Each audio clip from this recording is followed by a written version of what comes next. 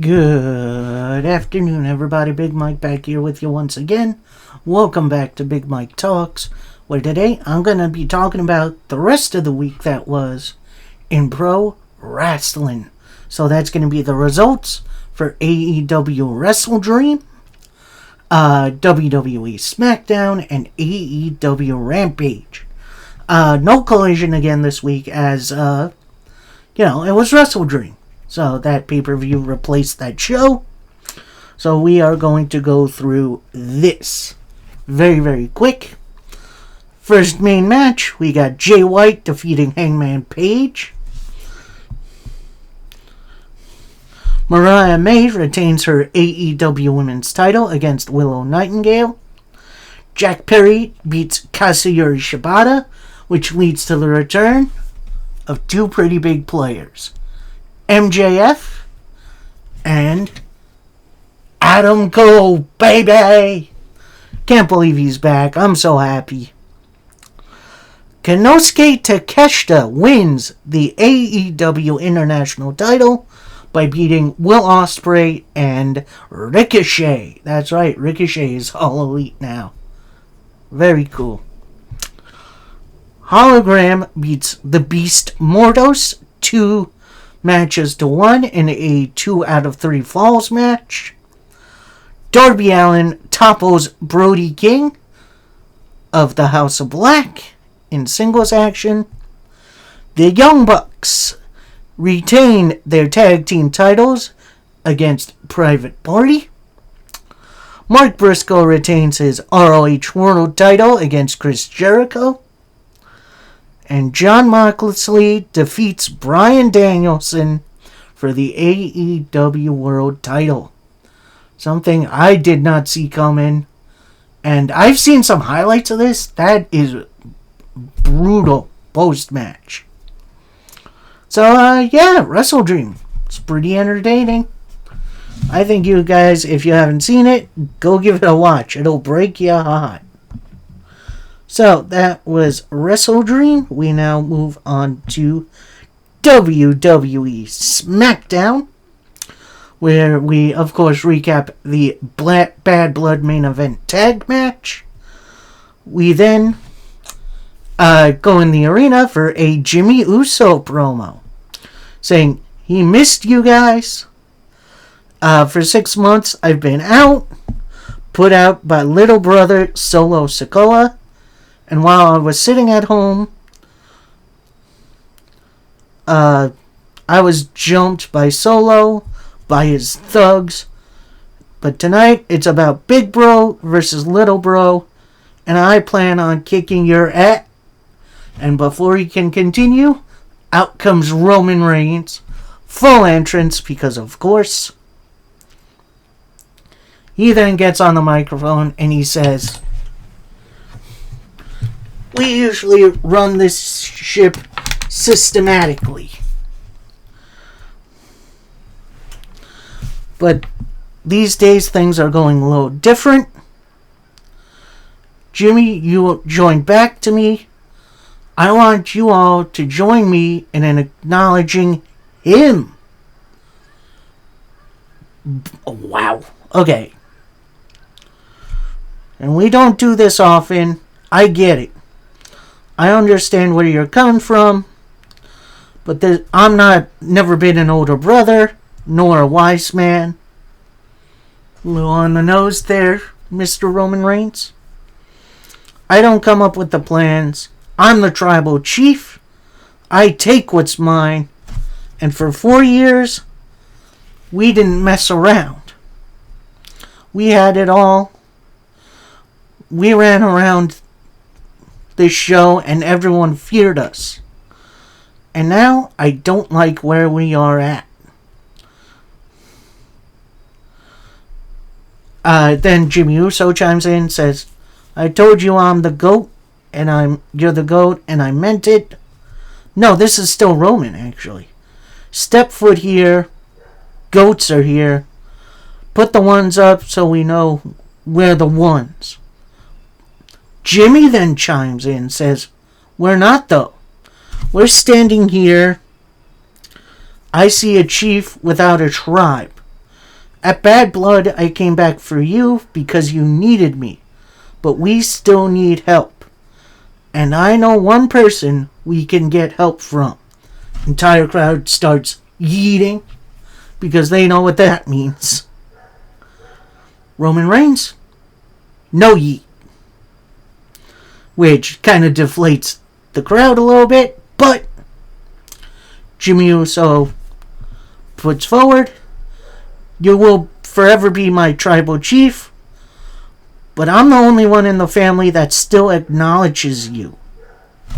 And then Jimmy drops the microphone, walks off. So, lot to unpack there. Obviously, OG Bloodline are in a little bit of a place they haven't been in a while, and been ever, actually, with the numbers game against them. So, and Jimmy looking to get Jay's help? I think eventually that's going to happen, and that's going to lead to Bloodline versus Bloodline at War Games, which I think should be interesting. And then, yeah, we'll see about that. Apparently there's some rumors Rocky isn't coming back until 2025, which, okay, why? I don't know. Anyway, we got our first title match of the evening. There's actually going to be a couple of these, as it's the United States title on the line, as LA Knight, takes on Carmelo Hayes.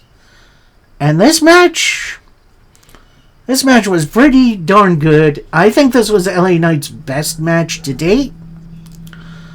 We then see Andrade, who is at first in the timekeeper's area, then he moves to commentary, or like right in front of commentary. Again, nice little back and forth between the two guys, with eventually LA Knight winning with the BFT. I do think Hayes is going to get that title eventually, but I'm okay with LA Knight retaining. And then post-match, while Hayes is holding his head, healing from the match, Andrade goes up to him, points to him, couldn't get the job done, kid, and walks off. Then we see Mr. Jimmy Uso in the back. He's walking in whatever corridor, runs into Cody Rhodes, our current WWE champion, in which Cody says, "Saturday night, I want to thank you." Jimmy then says, "Consider it a favor, but that's your last one." Cody then says, "I hear you want to fight Solo." I can tell you from experience, he's not the same guy he was when you were last here. Jimmy replies with, "Look, this is family business, and it looks like you got some business to handle on your own. Nothing but respect." Kind of hits the world title, in which I wouldn't mind that. Then we get a little hype video for Lash Legend and Jakara Jackson. I have never seen these two before. I don't normally watch NXT, but we'll see. We then get another American Red Cross Hurricane Relief ad, which is very nice. We then go to what I thought was going to be the women's tag team title match. Lash Legend and Jakara Jackson are making their entrance. Then we hear, hold on. Kevin Owens slides in the ring. And what's interesting is what he's wearing. He's wearing, obviously, his little suit jacket. Dusty Rhodes t-shirt. Oh. So, Owens is on the microphone. He says, "I told not to be here tonight, but Cody Rhodes turned," and then the house mic gets cut off. Kevin Owens then goes to the commentary table, gets a headset on, says, I wasn't the one to turn on Cody Rhodes. Cody Rhodes was the one to turn on me. Cody Rhodes then comes out and he's surrounded by officials and security. They keep them separate for a minute. Then Randy Orton comes out. He checks on Cody Rhodes. Then he goes over to Kevin Owens. Owens then, I guess, throwing a bow for security guard, accidentally hits Randy Orton. Then Randy Orton gives him a little receipt right back. Owens then leaves through the crowd. And gonna say this, that's not the end of this. You're gonna see something interesting. We then get Chelsea Green and Piper Niven at ringside as the champions make their entrance at Bianca Belair and Jade Cargill. And this was a weird 2-minute nothing. Like, I understand you're kind of strapped for time a little, but you got to do a little bit better than this. Bianca and Jade retain with their DDT suplex combination, which needs a name. Name this finisher for me, please. We then see Nia Jax and Tiffany Stratton in the back. They're getting ready for their own promo. Then, I did kind of miss the first part of this, but I did get the gist. As Randy Orton, Cody Rhodes, and Nick Aldis are, like, out by Cody Rhodes' bus. With Cody saying, look, I need to win this. Orton then says, I'll go talk to Kevin Owens for you. I'm going to get this straightened out. You go home. You get some rest. Cody then gets on the bus. Aldis turns to Orton and says, Randy Orton, the voice of reason. Never thought I'd see the day. So, little interesting character tweaks for Randy Orton, with something big probably coming soon. Next up, we got a Nia Jax / Tiffany Stratton promo, with Nia saying, look, as champion, I've had a busy schedule. I'm here to give credit to Bayley. She was a very worthy contender, but just like all the rest of them, she ended up on her back. And after realizing no one can beat me, not even Liv Morgan, that little girl wants to face me at Crown Jewel. I'm going to annihilate Liv, become the Crown Jewel champion. But don't forget, Tiffy time, at that time, is when you cash in on Liv. At that point, Nia has Tiffany Stratton in like a headlock by her side, kind of bullying almost. Now this brings out Naomi, which is a very interesting sight, with her saying, Nia, we both know that the only reason you still have that championship is because of Tiffany, your sidekick. And she's not a good one because I beat her last week, just like I beat you recently. Nia retorts and says, remember, it took 2 of you to beat me. Now, what are you going to do? You're going to challenge me for the title soon? Or are you going to find a mystery partner to take us on? Naomi replies, I don't need nobody to beat you. Nia replies, no, this is still Naomi. I could beat you right here, right now.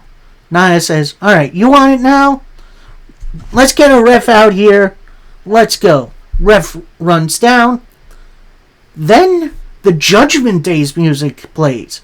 Out comes Liv Morgan, Dominic Mysterio, and Raquel Rodriguez, with Liv taking point, saying, I can tell you're upset right now.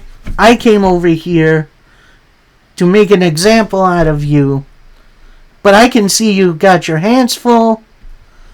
But I'm going to sit ringside and watch you lose tonight. And before the bell even rings, Nia Jax attacks Naomi. So we go into a bit of an impromptu matchup as Naomi takes on Nia Jax.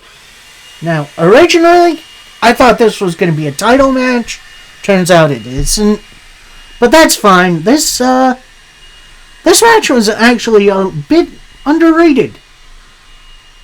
Like, was it perfect by any means? Absolutely not. But these two worked really, really well together.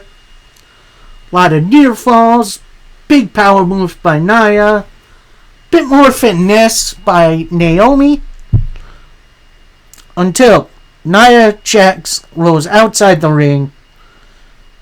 Naomi with a big dive gets Nia back in the ring.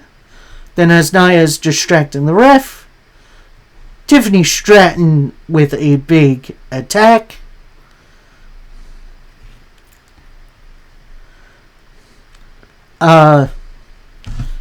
Then Stratton was about to continue the damage on Naomi with the Money in the Bank case. Then Raquel Rodriguez comes over, takes the case from Tiffany, and they just kind of stare at each other for a second. Then who makes her SmackDown? Who makes the save? It's Rhea. Oh, no, wait, hold on.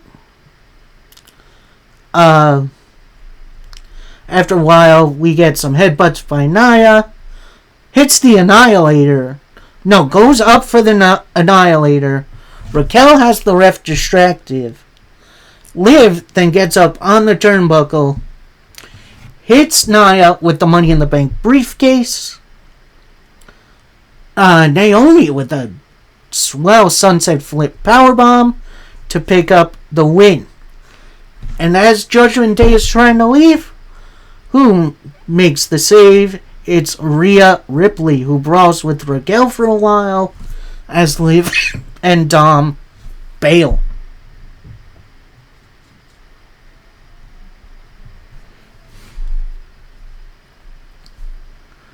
Next we see Carmelo Hayes. He's in the back.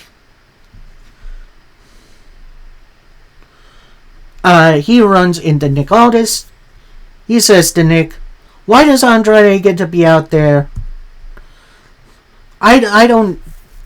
He distracted me, making up excuses." Aldis then says, "The only solution here is a Game 7, and I hope you don't miss." So then Hayes goes back the way he came. Legado del Fantasma then rolls up and says, Hayes and Andrade get title shots pretty much whenever they want. We want our shots. And I'm not just talking about myself. What about my guys in Los Garza? What about Electro Lopez? Nick Aldis then reveals, "Well, I got an opportunity for you guys." Escobar's like, "Alright, that's all we wanted." I got this new team, Nick Aldis continues, "I got this new team coming in, and if your guys can beat them, then you'll get your title opportunity."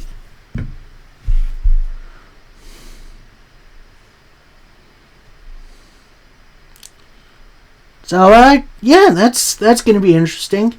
And we pretty much know who this is going to be. It's the Guns, baby. That's honestly crazy. We then go backstage in what I think is the Bloodline offices or whatever it is, with Solo Sikoa, with him saying, "Jimmy, you may be the big brother, but I'm the chief. And tonight, he will acknowledge me." So, Solo having a clear goal in mind. We then get the latest teaser of the Motor City Machine Guns with their name clear as day, or at least their initials, MC MG. So we had Chris Sabin and Alex Shelley coming along. That's insane. So next up, we got a recap of the main event ladder match from last week, which was... honestly, it should have been on the pay-per-view. Then we see the Street Profits and DIY. They're arguing. All this is between them. Then he gets between them, says, look, that was both your shots. I got this new team coming next week. And before he can continue, they start arguing again. And then you keep seeing Aldis looking somewhere off camera. And he says, alright, I gotta go. He runs off. He's yelling for security as we see Kevin Owens in like the entrance ramp of the car park. And he's beating the stuffing out of Randy Orton. Eventually security does get that KO away. With KO saying to Orton, oh, so we're picking sides now. Huh? We're picking sides. We then get a recap of the Hell in a Cell match at Bad Blood, which was absolutely awesome. And now we are at our main event for SmackDown, as it's Solo Sikoa taking on Jimmy Uso. And this match started off a little slow, but Jimmy eventually did pick it up. Solo is getting way better at this. Misses a couple of times with the Samoan Spike. Eventually, Jacob Fatu attacks Jimmy with the ref distracted. Massive hip attack from Solo, including a couple of head smashes. You get another Jacob Fatu cheap shot on the outside. Solo goes for the Samoan drop. That gets immediately countered into a gnarly DDT. Jimmy fights back after a while. Solo with a spinning solo, only for a 2. Tries for the Samoan drop again, only for it to get blocked. Couple of enziguris later, Jimmy with a crossbody, only for a 2. Jimmy then starts to fight off the bloodline, rest of the bloodline a little. Solo goes for a Samoan spike, that gets blocked into a Samoan drop. Then, as we see Jimmy trying to recover, Tama Tonga gets on the apron, distracts the ref. Jacob Fatu then grabs Jimmy Uso by the leg on a rebound. Solo with a Samoan spike to pick up the win. And post-match, we get the Bloodline beating down Jimmy Uso, who makes his save. Of course, it's Roman Reigns.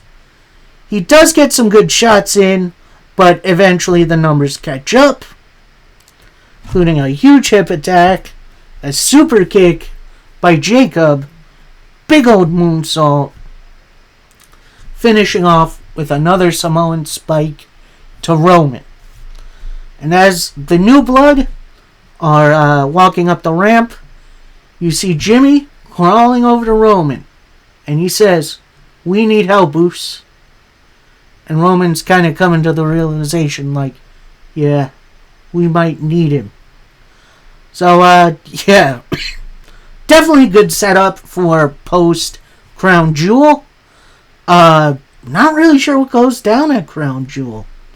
It's gonna be very interesting to see. So, that was WWE SmackDown. Very eventful and a whole lot of fun. My only issue, if I can even call it an issue, is that they're doing the Chelsea Green Still Smells angle from the dumpster match they had like a week ago. So, drop it. It's time to drop it. So, that was SmackDown. We now go to AEW Rampage. where we start off with Mike Bennett and Matt Taven taking on Orange Cassidy and Kyle O'Reilly of the Conglomeration. And this combination really works for me. Like, this was tag team wrestling at its absolute best. A lot of really, really good back and forth. Taven with a nasty looking pile driver. Sadly only gets a 2 count. One point, Kyle O'Reilly has the guillotine choke in. Mike Bennett was trying to break it up, gets hit with an orange punch. Taven taps out. So your winners, the Conglomeration. I hope they have something big for the Conglomeration coming soon, because they are easily one of my favorite groups in AEW. And then post-match, Cassidy and Kyle O'Reilly extend their hands. Taven and Bennett shake on it. So a little mutual respect. I do hope Taven and Bennett get away from this Undisputed Kingdom thing, because it is really not working. We then go backstage for an interview with Mercedes Moné, saying, I needed a little more time to enjoy my title reign, but that's enough. I'm still dealing with the pain of the match. Clearly overselling the match from the last defense against Emi Sakura. But tonight, I'm going to handle some business, and Camille is going to stay here and watch Chris.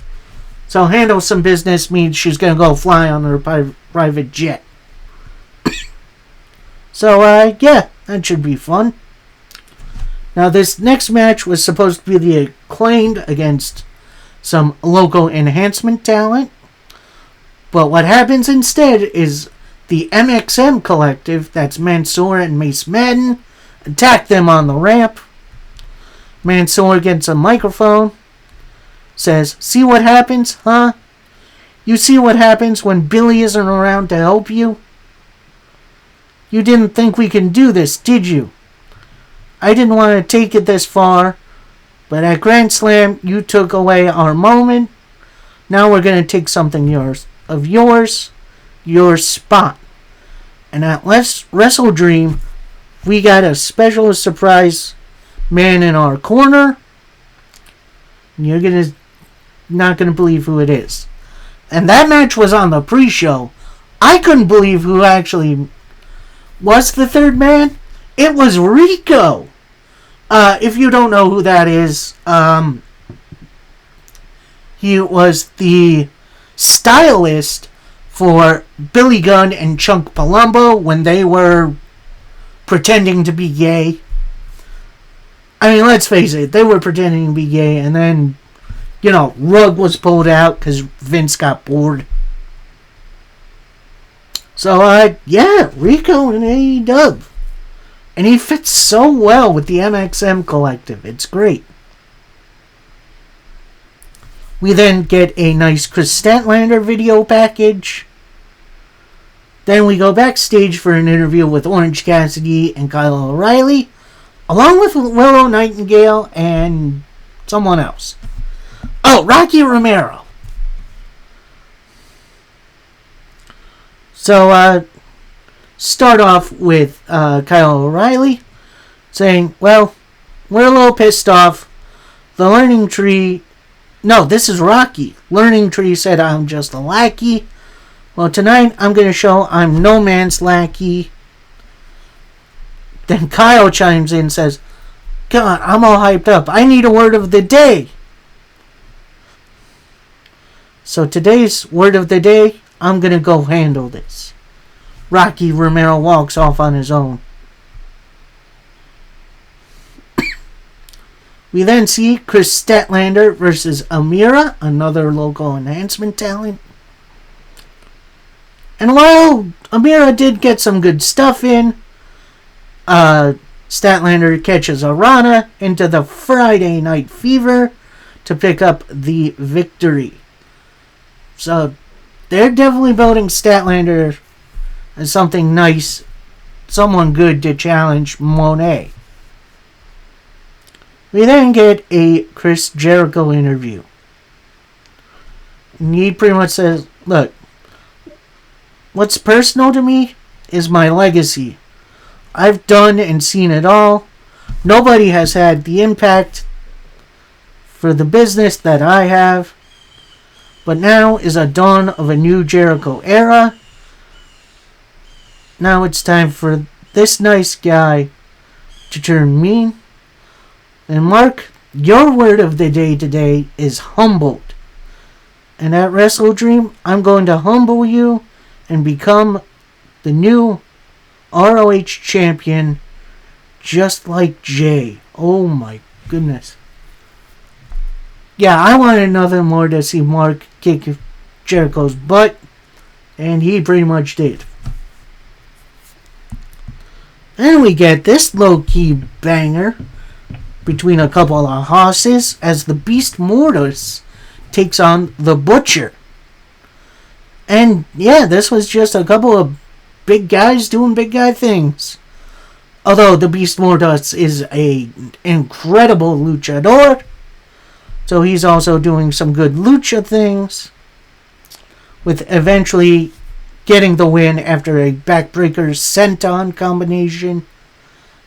And also, this entire time, Roderick Strong is on commentary, thinking he's still a part of the Undisputed Era for whatever reason. So maybe that'll be a power play between LFI and the Kingdom? I don't know. We'll see. We then cut to a Harley Cameron interview in which she says she's once again out.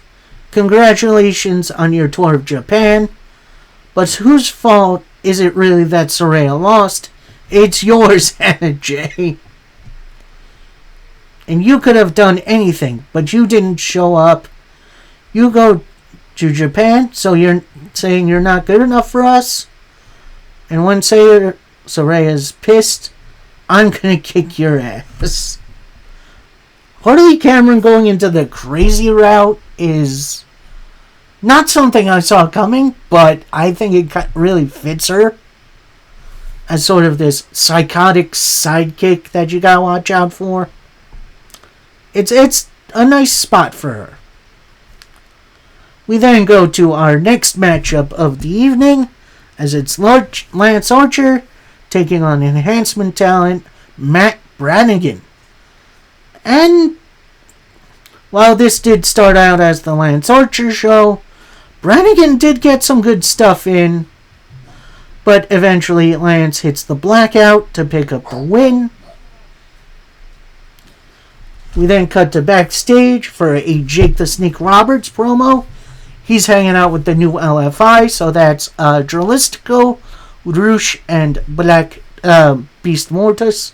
Almost called him Black Taurus. So Jake the Snake starts us off saying, we beat everyone. I'm a man who never cared about the rules. And I tell you this, these guys here are hungry, and what will they do next? Remember, then this is Roosh. If you mess with the bull, you get the horns. I love this partnership. I see this group going places now. We then get a little interview from Anna Jay backstage, which she says, Harley, sweetie, we've never been friends. In fact, I've taken care of myself my entire career. What's so hard to understand? So you want to kick my ass? Well, this ass, actually points to her ass, kicks back. So, Anna Jay versus Harley Cameron, that was on the Wrestle Dream pre-show, in which I did see a bit of, and Anna Jay has improved so much since she got started. And then we go to our main event of the evening, as we got the Bad Apple, Brian Keith, taking on Rocky Asuka Romero. And this was a surprisingly good match. You got the stoic yet energetic Brian Keith taking on the more high-flying Rocky Romero, although he doesn't do it all that much. Like, lots of really good back and forth, including a rewind into a attempt at a suplex that gets blocked. Then Keith starts biting the top of Rocky's head. Goes for a superplex that gets blocked. Rocky with a sliced bread from the top rope, which was gnarly. Brian Keith then rolls out of the ring. They get back in. And as Rocky was about to get in the ring, he gets attacked from Big Bill. While the ref is dealing with Brian Keith. Big Bill gets Rocky back into the ring. Brian Keith with an enziguri and then a Diamond Dust to pick up the win. It does look like the Learning Tree was about to attack Rocky Romero, but the rest of the conglomeration come out and protect their guy. So, definitely going to be interesting to see where this story leads to, especially with what's going on with Rampage. Might not be on for much longer. But, yeah, definitely a very interesting episode of Rampage. A lot of good wrestling. A lot of nothing, too, honestly. But that's Rampage. It's not exactly the most important thing on AEW's schedule. But I had a ton of fun with it. I hope you all did, too. So, here's what's coming up. This Saturday is actually my birthday. So leave your happy birthdays in the comments. So this week, I'm going to take a little bit of a wrestling break. I was going to do that anyway tonight because all the sports are on. You got the Mets playing Game 2 in the NLCS. Rangers are playing the Red Wings. And then you get the Jets at home against the Buffalo Bills. So either way, I was missing Raw. I may check out Power, but that may just be for pleasure than anything else. So, with me taking a little bit of a breather from covering wrestling, I think I'm going to do something a little bit different for you guys on Wednesday. And that's bring you a list of what I think AEW can do to improve, to get, not to say AEW's bad, but it does have a viewership and attendance problem that I would like to see them solve. So, I hope you guys tune in from that. Till next time, happy wrestling, everybody. Peace.